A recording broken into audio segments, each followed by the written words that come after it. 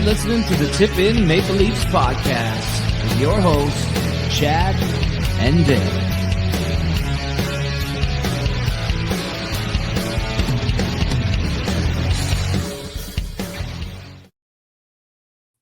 Hey, everybody. Welcome to the Tip In Maple Leafs podcast, episode number 268. I'm Chad. I'm Dale. And we are back. Here we are. We're back together again. And it is Dale's birthday. So happy birthday, Dale. Yeah, thanks, brother. Thank you. 32. So, yeah, I know. Just exactly. That's exactly right. So you're back from Mexico, back from the family vacation, Chevy Chase, European vacation, not quite. Yeah, a little nipply out there. North American vacation, whatever. But yeah, dude, how was the vacation in Mexico? How was it? It was good. It was really good. Any highlights, any lowlights, anything crazy happen that you want to just get off the top here? Or just... No, it was just your basic vacation. You ever watch White Lotus? No, I've heard lots of things I've heard some weird things about that show. Interesting show. I was going to ask, well, if you've never seen it, you won't get it, I guess. But I was going to ask if there was like anything similar to what goes on in the White Lotus. White Lotus is a show based around like, they're in their third season, I think. And like every season is new, but every season is like, it doesn't really carry over from the last season. They just start fresh, but it's always just like a trip. There's all these passengers that are on like a new trip. This third season, they're in Thailand, and it's just coming to the end of it now. But I've been watching it. I've been watching it since season one. You should check it out. It's a great show. Yeah. But so nothing crazy, nothing crazy on what, no, the resort or whatever. No, we didn't leave the resort, like, because we went as a family, so we didn't leave the resort. But it's just different. It's a different country, so everything's a little different. Is that your first time there? Yeah, I've never been to Mexico. It is like when you drive in, like we had a van pick us up at the airport and take us to the resort, and you're driving down, and it's like it's kind of beat up, and all the resorts have like giant walls with barbed wire fence. Oh yeah, along the top of them. But then you get into the resort, and it's like it's paradise, right? Everything's clean, everything's fresh, everything's nice, and the weather, like every single day, it's just 30 degrees in sun. Yeah, every single day. No doubt, man. Yeah, I saw some of your pictures online that you were posting. You looked absolutely incredible. And now you come back to this. It's about to start freezing rain outside any second as we're just starting to record this podcast here. So back in Ontario. A lot of Leaf fans. Yeah, is that right? Well, yeah, there were tons of Canadians down there. And like, I think every other person had some sort of Maple Leaf hat. One guy, kidding, man. Yeah, one guy walked around the whole trip in Maple Leaf Crocs. No doubt, No doubt. That's cool. So staying at the same resort. You'd see them at the pool and stuff. And lots of Leaf fans, lots of Blue Jay fans, just lots of Canadians in general. I think a lot of Canadians are just skipping over the States and going to Mexico. And you have to right now. There was a ton of them down there. Yeah, that's cool, man. That's cool. Mm-hmm. All right. Glad to hear that it all went smooth and cool and all good. Yeah. So, I wish I could say the same about the Leafs here, but they beat the Flyers. Like since the last podcast that, like I did the one, which I was not impressed with the way things were going there. I'm still not impressed. But I'm not going to go like as heavy as I went last podcast, but still like some major concerns going into the playoffs. There's no doubt about it. Watching these games, like were you watching games down there with like, did they have the games on at the resort that you were at? Like, yeah, they did. Were you watching like the games with other Leafs fans? I guess you were probably, or no? No. So the first night I got there, I didn't see that game because of the travel and everything. But then on Saturday night, like we got CBC in the room, right? Okay. On the TV. So I watched the broadcast. Then there was a restaurant, but it wasn't a bar. It was just a place you could go and eat. So I would go in there and they would put on any hockey game you wanted. They had a couple TVs. So they had like a Tampa Bay game going. They had the Leaf game going. So I'd have to do that. But the actual bar where you could go to like party and drink, they didn't have the game on. Yeah. That's where you Okay. should have the game on. So Yeah, for sure, man. That's interesting. Yeah. Anyway, okay. So look, major concerns going in the playoffs. There's no doubt. Like Yeah, man. we're getting home stretch here, 10 games to go. They are still fighting to win the Atlantic. Don't know how much they are really fighting to win the Atlantic, but they're still in a position where they could win the Atlantic. Do I think they're going to? No. More on that later. But look, so they beat the brakes off the Philadelphia Flyers as they should, they should have, obviously. Like, and then Torts gets fired immediately. Poor Torts, eh? He's toast. He's out of there. He had some interesting comments right after that game, and then the next day he was relieved of his coaching duties in Philadelphia. Maybe the end of the road for Torts when it comes to coaching, but you never know. I thought that guy would have been done years ago, and he just always ends up getting another job. I know. Another job, right? So, but he never lasts long. Like he always gets a job for a few years, and it always starts off great. Yeah, it always starts off. Everybody loves him, and they win, and then it falls off, and he gets fired. Man, remember when he was coaching Vancouver and he wanted to get into the Calgary Flames dressing room? Like he was chasing them down the hall. Yeah. You gotta love Torts. Hopefully it's not the end of the line for Torts, but I have a feeling that it might be. But anyway, yeah, I'll never forget him. So many when he coached the Rangers, and he would get into it with well, what are you trying to say here, Brooksy? Like, you ever been in a fight, Brooksy? Why, you want one? No, I'm not calling you on. I'm just wondering, you ever been in a fight?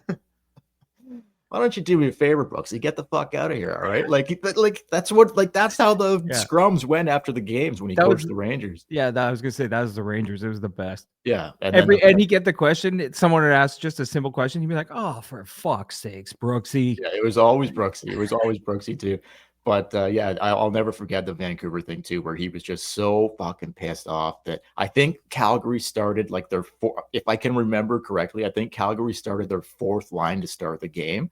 Yeah. And Torts was so fucking pissed. Like after the game, he wanted in the Flames. He personally, as the head coach, wanted in the Flames room to, I don't know what, attack. I don't even know who was coaching the Flames at that time. It wouldn't have been Sutter. Because there's no way fucking Torts would. Actually, Torts is crazy enough that he probably would go after fucking Sutter, which is crazy. Yeah, but I forget who was coach, but I do remember that. And his own team, like the players were holding him back.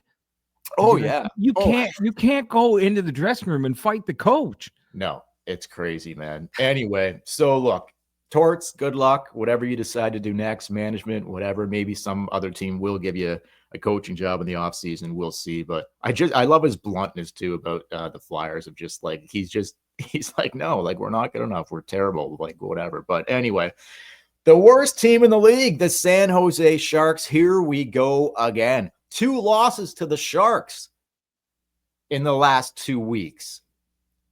Mix a loss in against the Predators. That's when I did the podcast where I was pissed after that Preds loss. So here you are pissing away points. Sure. Did they come back at the end of it and, tie it like 6-on-5 with a couple minutes, well, a minute or less remaining to get a point? Sure, they did. You want to look at glass half full there? Knock your socks off. Me personally, no. You shouldn't have been losing that fucking game by 2 goals with a minute left anyway. No. But they fucking were. So I don't know. Like, I'll get into the game a little bit, but I'm just off the top. Winning the Atlantic. So, like, looking at potential first round matchups, and stay tuned here, folks. We do have a top 5 contenders in the East. I do, at least. I'm going to give my top 5 contenders in the East. Chad can chime in on it here or there if he thinks I'm like hitting it wrong, hitting it right, whatever the case may be. But stay tuned for that coming up on this podcast. But winning the Atlantic Division, you look at the potential first round matchups now, they still could play any team from Ottawa, Tampa, Florida. I don't think the Habs will end up being like, I still could see the Habs getting the second wild card, but I don't think that will work out to a first round matchup with the Toronto Maple Leafs, considering where Washington's at, whatever. But so I believe the Leafs will play one of these 3 teams in the first round. The Ottawa Senators, if they win the division, if the Leafs win the division. Could be Tampa Bay, could be Florida. Just what are your initial thoughts on that? Like, whether it's any of those teams, do you like how they match up against any of those teams? Do you have a preference? What are your thoughts on yeah, where like things obviously I have a preference. Obviously, I would probably rather see them play the Ottawa Senators first. are? Careful what you wish for. I'm just saying that's my preference. Do I feel confident over any of those teams? No. But the thing that pisses me off the most is that, like, it's right there. It's right there. And I get that Florida maybe not taking the division after the run that they've had. Maybe they're getting a little tired. Tampa Bay, they've been there, done that. And the Matthew Tkachuk thing too. Like, that has hurt. Exactly. They have injuries piling up. Tampa had a very rough start. And they're missing their best defenseman too. Yeah.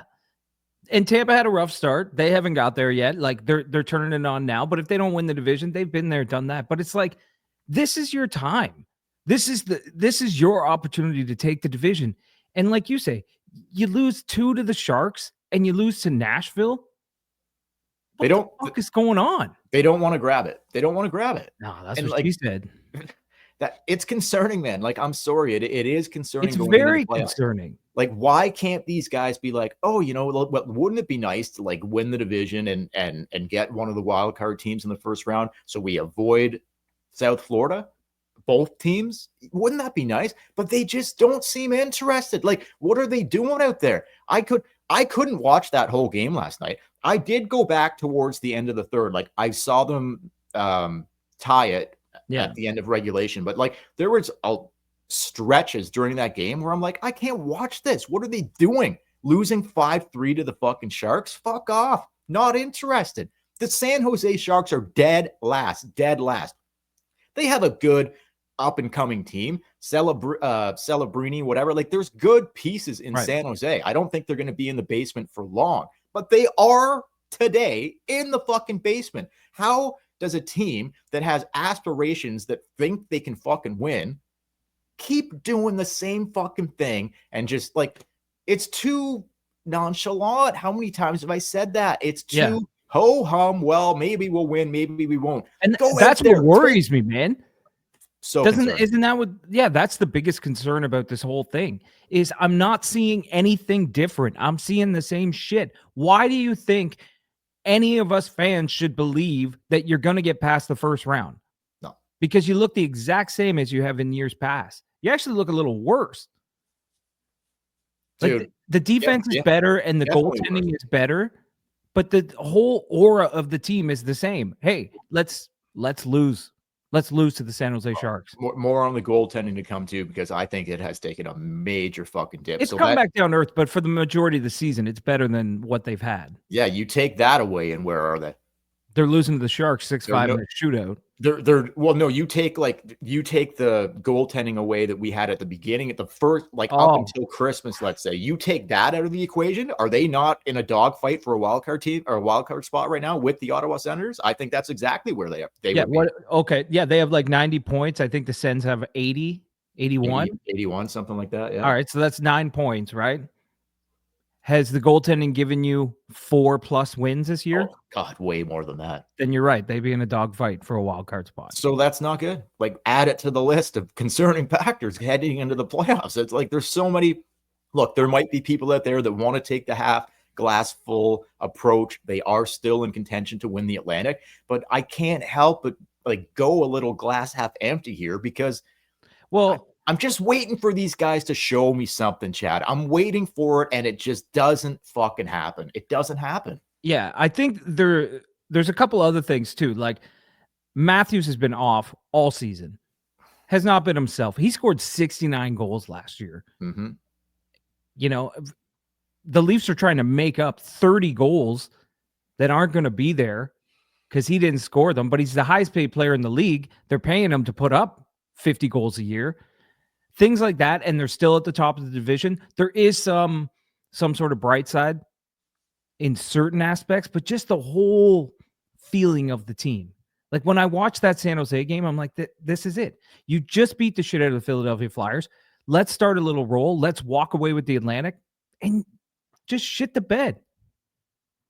Does it not feel like we're just going to get to a game 6 or 7 and oops, We lost again. 100%. 100%. Okay. A bunch of things to come here, guys. Going to come back after this ad read and fire off a bunch of potential things. But here at the Tippin Maple Leafs podcast, we have partnered up with the Hockey Podcast Network and DraftKings. Chaddy's going to tell you all about it right now. Yeah, so if you're a basketball fan and you're ready to win real money, then you got to check out the Pick Six from DraftKings. When it comes to basketball payouts, Pick Six dunks on its rivals. Just select 2 or more players, choose if they'll have more or less of a stat, like points, rebounds, 3-pointers, and more. Pick Six is available in most states, including California, Texas, Georgia, Missouri, and more. If you are listening in the United States, don't settle for a small payout. Switch to Pick Six and cash in your basketball knowledge. New players get $50 in Pick Six credits instantly on just a $5 entry. Download the DraftKings Pick Six app now. Use code THPN. That's code THPN for new customers. Play $5, get $50 in Pick Six credits. Better payouts, bigger wins, only with Pick Six from DraftKings. The crown is yours. There you go. I had the wrong thing up on the screen if you're watching on YouTube. They're changing this. They're changing it all around all the time on us. So I got to stay up to date on that. But anyway, so you got $5. They're giving you $50 in instant bets now. Yeah. Is what they're doing for March Madness is on now, and that's a huge gambling tourney. Absolutely. So head on over to DraftKings, use the code THPN, make some bets, try to win some cake off the NCAA tourney. Throw out some NHL bets too, whatever you want to do. The Jays wouldn't recommend that, but you can. Baseball the regular season has started. Jays got the fucking doors blown off in the season opener against the Oilers. They're going to be back at it here. Orioles. What did I say? Oilers. Oh, geez. Yeah. Okay. Baltimore Orioles. I mean, had they been playing the Oilers, they probably would have lost too. So yeah, well, probably. We'll see. You never know. But anyway, okay, look, has Berube got the best out of these guys? We're almost, we're 70 plus games in now. Do you think, going to throw a couple things at you. Do you think Berube has got the best out of these guys? Their 5-on-5 play has been brutal, particularly the top line as of late. I think, Matthews and Austin, they're getting cookies on the power play. I'll touch more on the power play briefly, but just specifically, do you think Berube has got the best out of these guys? And what are your thoughts on just their 5-on-5 play? Their 5-on-5 play has been bad, but like you say, mostly the top line. I've actually really liked Tavares and Nylander and whoever's on their wing. It's been Holmberg, it's been McMahon, but 5-on-5, I think John Tavares has been one of the best players in the league this year. But has Berube got the most out of them? I can't say yes, because I've seen better regular seasons out of these guys. But the bill I was sold in the offseason was it didn't matter because Berube was going to get the most out of him in the playoffs. That's what we were told the whole way through, is Berube doesn't care about cookies and he doesn't care about big wins, and it's all about the playoffs. All right. Okay. But does there not need to be some kind of build to get ready? You know what I mean? I want to see Austin and Mitch start fucking waking up and doing something out there. Dude, I've heard a lot of the talk radio shows in Toronto, like Kipper and Bourne, Overdrive, whatever, talking about can they flick a switch? Can they flick a swich? They can't. They never have. No, what is there even a switch to flick? Do they even have a switch to flick? Well, we all got to switch to flick. Holy fuck. I'd like to get my switch flicked, but I'll tell you, I don't know if these guys can fucking do it. I don't know if these guys have a switch to fucking flick. I don't see it. I don't see game one rolling around the corner here and they're just, okay, here we go. Now it's go time. And whatever Berube has been waiting for the playoffs and blah, blah, blah, they're just going to all of a sudden be oh, look drastically different. Come on. Come on, man. Anyway. I don't even know if it's about drastically different. I just think it's going to need to be drastically different. I get what you're saying. What I'm saying is what we've been sold is that the way they're playing now is somehow, building to the playoffs. It's somehow building a different play in the playoffs. We're sort of used to Matthews and Marner just lighting it up in the regular season.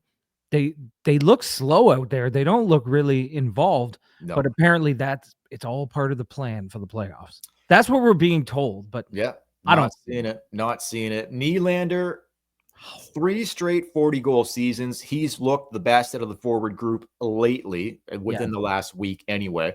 And you mentioned that second line. That's their first line.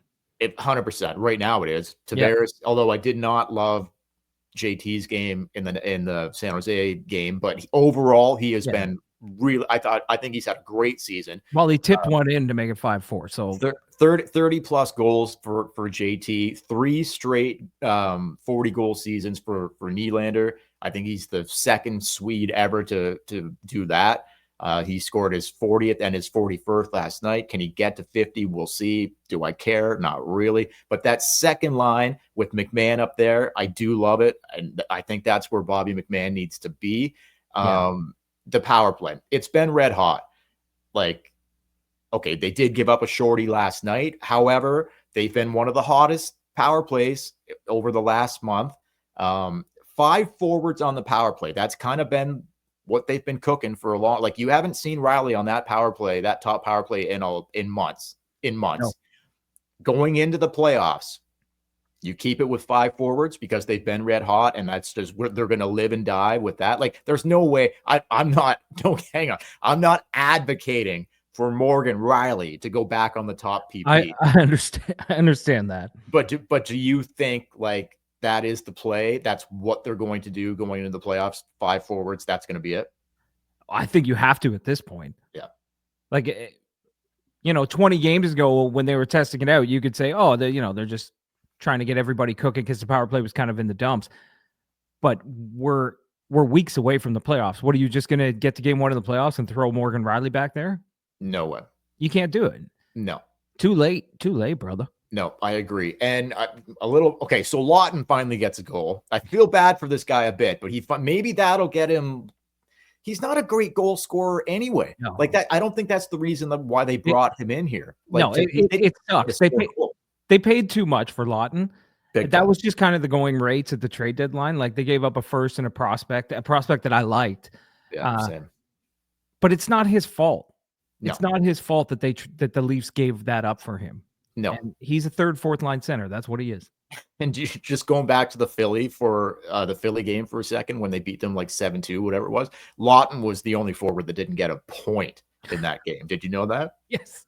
So, but anyway, I like Scott Lton. Like, I think he could potentially help the team in the playoffs, not by maybe popping one in, but just his physical play and being involved, like going to the net. Like, some guys like that they usually do pop one in the playoffs. That's true. A memorable goal. That's true. That's true. So it was just I don't want to spend a lot of time on Lton here, but it was nice to see him finally get a goal. Maybe that'll just get his confidence going a bit, and hopefully, like, we wish all the best for Scott Lton going down the stretch here, because we're going to need something a little more than we've been seeing as of late.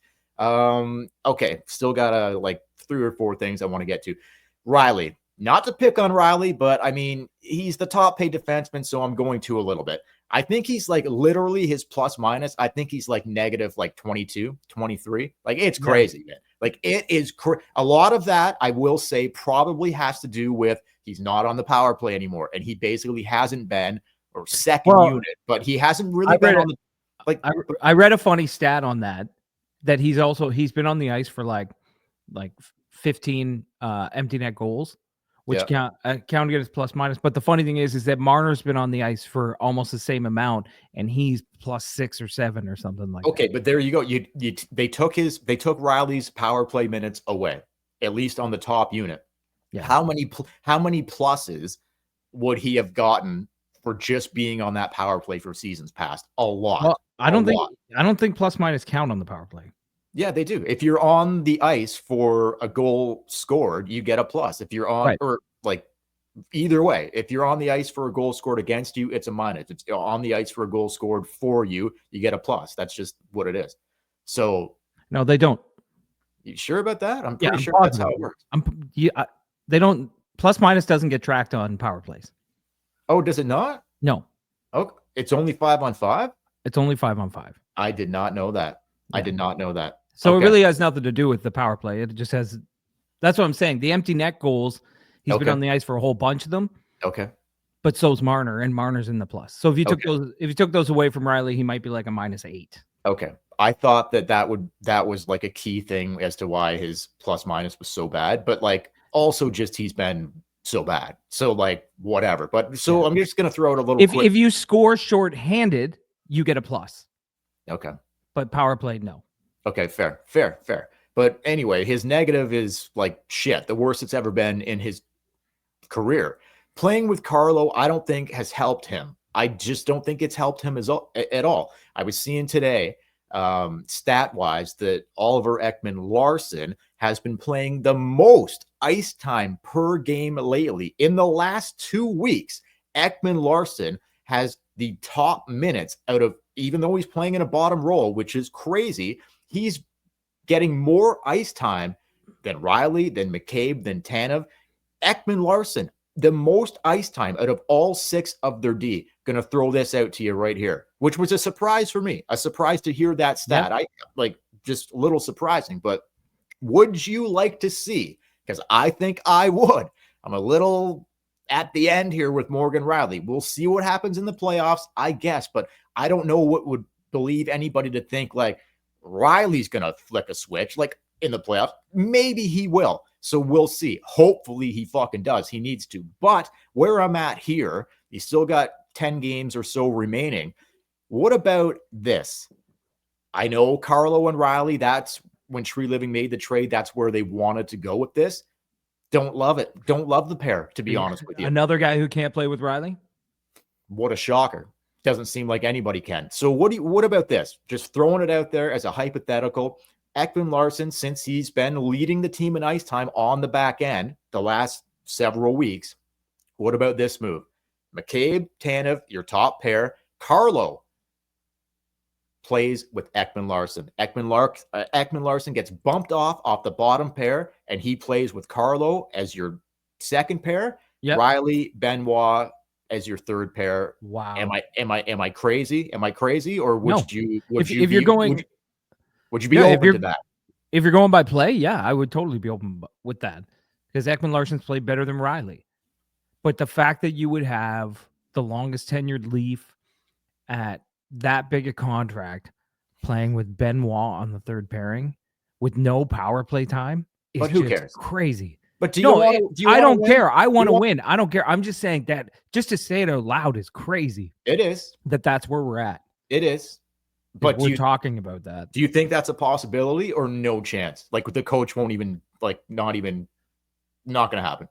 I think when it comes to playoff time, I think you're going to see Craig Berube start to do some crazy things. Like I don't think Keefe could, or I don't think Keefe was allowed to do when he was a coach. But I could see shit like that going down. Like I could see if Matthews isn't going, Berube being like, your minutes are going down tonight. Especially the way Rielly's played.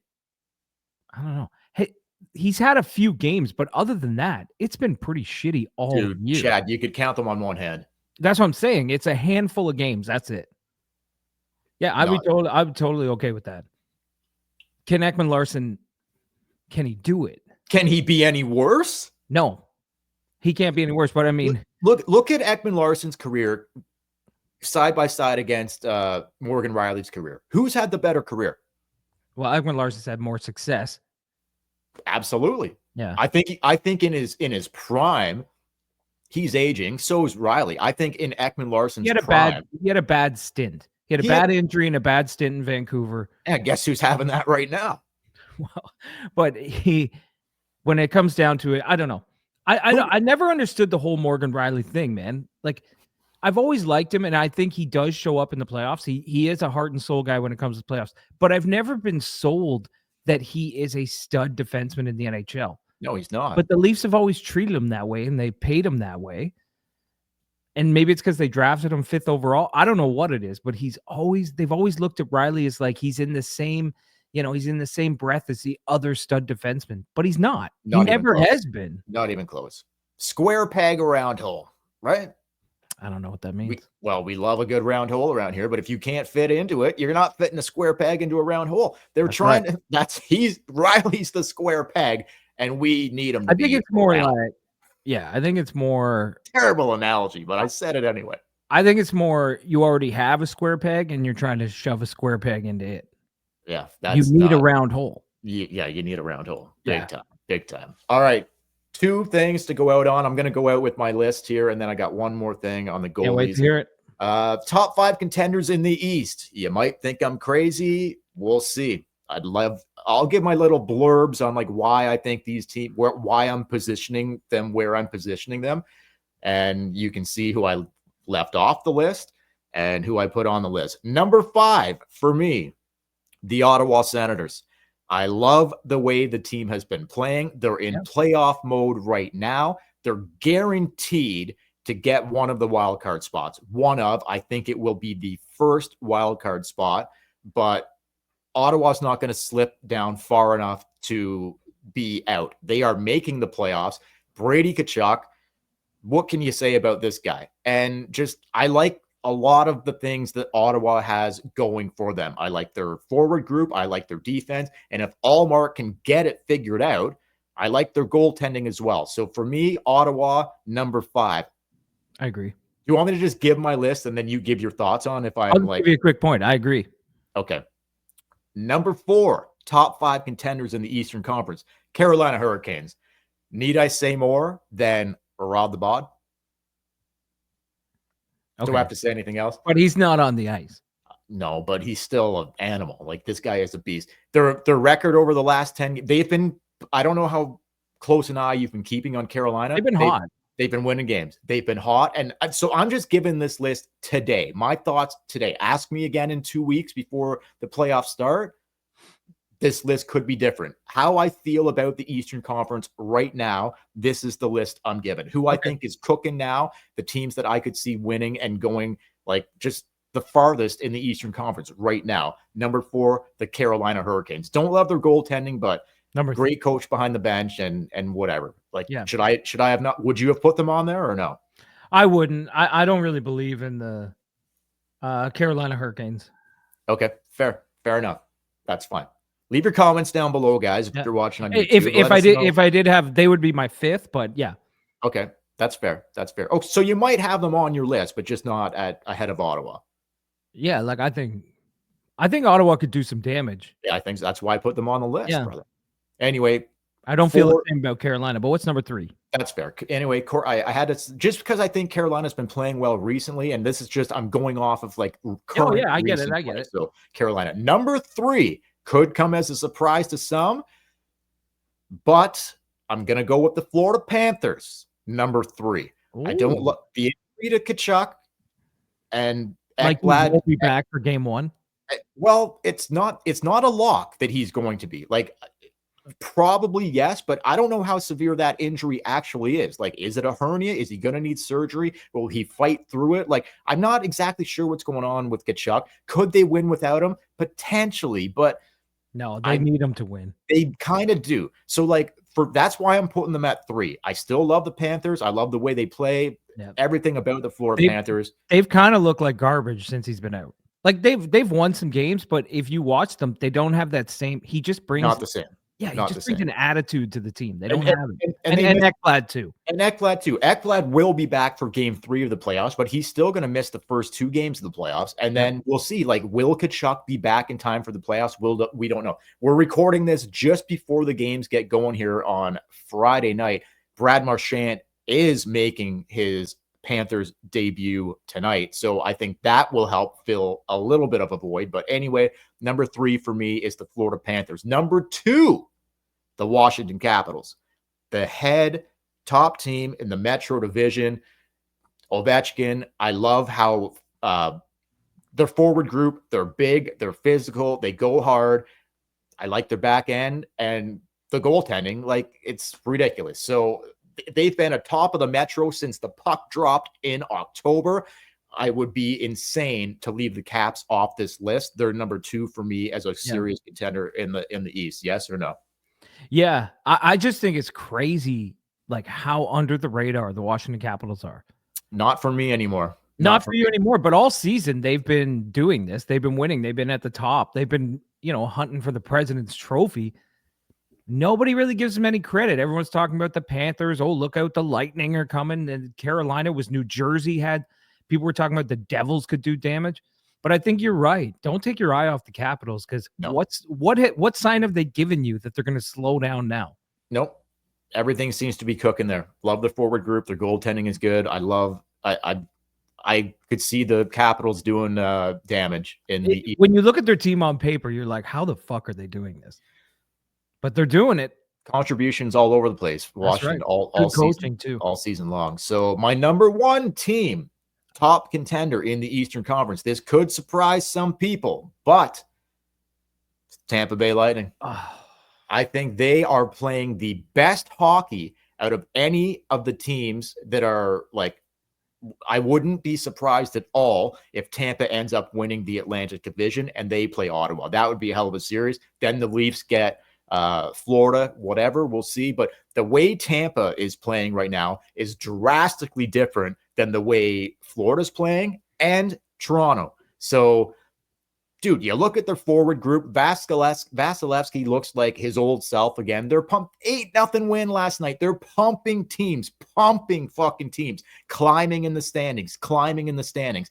Great coach. I love been there, done that. The Tampa Bay Lightning. You could say the same with Florida, whatever. But I think Tampa's got a resurgence here, and I put them at the top of my list for serious contenders to win the Eastern Conference. I'm not talking regular season here. I mean the team to represent the East in the Stanley Cup Finals. So there's one team missing. I did not put the blue and white team, the other blue and white team, on that list. Want to know why? I don't think they're serious. I don't believe in them. I left New Jersey off. I don't believe in them. I left Tampa, or I left Toronto off. I don't believe in them. And then whoever gets the second wildcard team, whether it's Montreal, New York Rangers, whatever, I don't think they're going to really do anything. Well, let's be honest, man. I mean, if we weren't Leaf fans doing a Leaf podcast, if we doing an Anaheim Ducks podcast and we decided to rank the 5 teams in the East that we thought could do damage, we would have left Toronto off. The rest of the league looks at the Leafs like, whatever. They're not going to do anything. They're not afraid of them. The Tampa pick, I kind of like that. You know what it reminds me of? Do you remember after Chicago won a couple cups and then they started playing right before they won their 3rd cup, they started doing this thing where they would kind of be mediocre and then they would just flick their switch and they would do it every year around March and they would like climb in their division and then they'd steamroll through the playoffs. Yeah. Is Tampa kind of doing that right now? Like weren't they like 11, 12 points behind the Leafs? Oh, at one point, they flicked their switch. Yep. And now look at them. And I wouldn't be surprised, man. I wouldn't be surprised. And you know what? They'll be the hottest team going in, and that's who the Leafs will get in the first round. Dude, Point, Kucherov, fucking Hagel, Rielly, like they're playing out of their minds. Come on, with Vasilevsky and that, and Hedman, Cooper as the coach. Like, I don't know. I'm high on Tampa. Like, maybe I put them too high, but that's just what I'm just looking at, like what I'm seeing currently, like today. Yeah. If I had to rank it today, not overall, just like how teams have been playing the last few weeks. Yeah, I can't put the Leafs in there right now. I can't do it. Like, wait, you mean you can lose to the Sharks twice and the Nashville Predators and then beat one lowly Philadelphia team, and you don't think that's a contender? Crazy. Not today. I don't. No, I don't. The Leafs are so fucking weird, man. How do you lose to the Sharks twice, but you beat the Colorado Avalanche? Like, I don't know. I don't get it. I don't get it either. Anyway, that's my list. So you agree? Like, who would you take off of that? Like, would you take any of those teams off and put the Leafs in? No, I don't know if I'd have Carolina in there. Like, who? Like, I might put the Leafs at 5th and knock Carolina off the list. Okay. I know Carolina's been winning, but if the way you're doing it by how they've played lately, Carolina probably deserves to be there with the way they've played. And I probably, even though Kachuk's hurt or whatever, I probably would have Florida at 1. I was thinking that too, but I'm just looking at recent. I think Tampa's been bias. I think Tampa's been better. Yeah, that's the perfect list for the way things have gone the last 2-3 weeks. That is the perfect list that you just put together. Love it. Love it. Last thing before we bounce out of here for me will be the goaltending. Still don't know who is the starting goalie for game one, or do we? And let me preference that by saying I think I know exactly who it is. They gave Wall the game against the Sharks to give Stolarz the game against the Kings, which is the tougher matchup. Wall will play again against the Ducks, which is a lighter matchup. And then they go home to play. Do you know who the first game back home is? I don't have the schedule. Sorry to put you on the spot, but no, that's fine. I'll look at it. I think it's a more difficult. It might be a divisional game, or definitely Eastern Conference game back home. It's the Cougs. Okay, so there you go. So this is gonna. Yeah, he'll play the Kings, and then he'll play the Cougars, and then they play Columbus, which will be Wall, and then they play the Cougars again. So Stolarz is going to get 2 games against Florida coming home. So who are they giving the lighter? So to me, this is a telltale sign right here, Chad. Who are they giving the lighter matchups to, and who are they giving the heavier matchups to? For me, right now, today, Stolarz gets the net game one. That's where I'm at.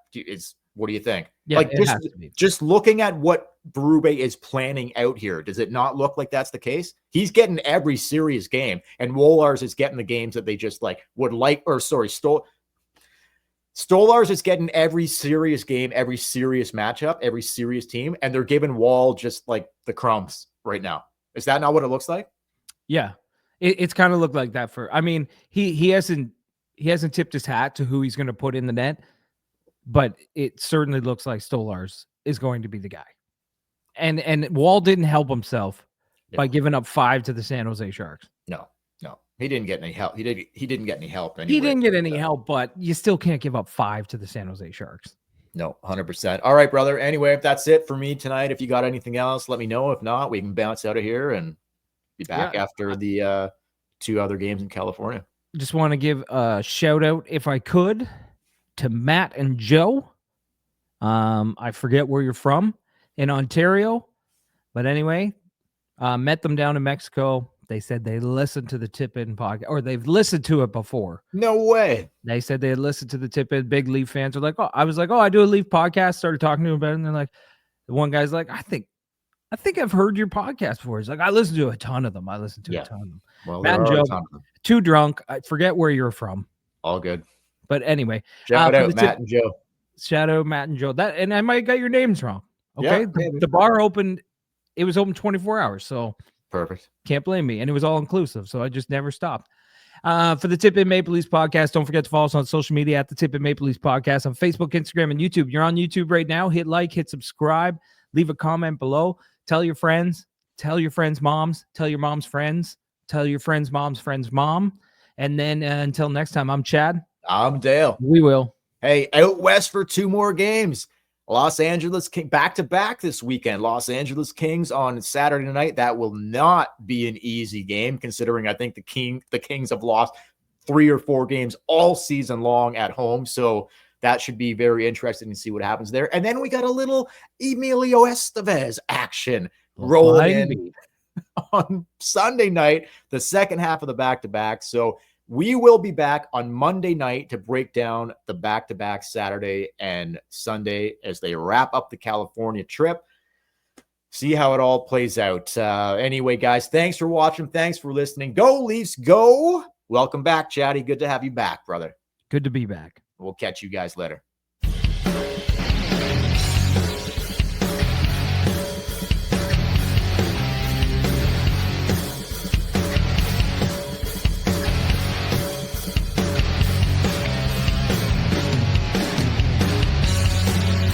You're listening to the Tip In Maple Leafs podcast with your hosts, Chad and Dale.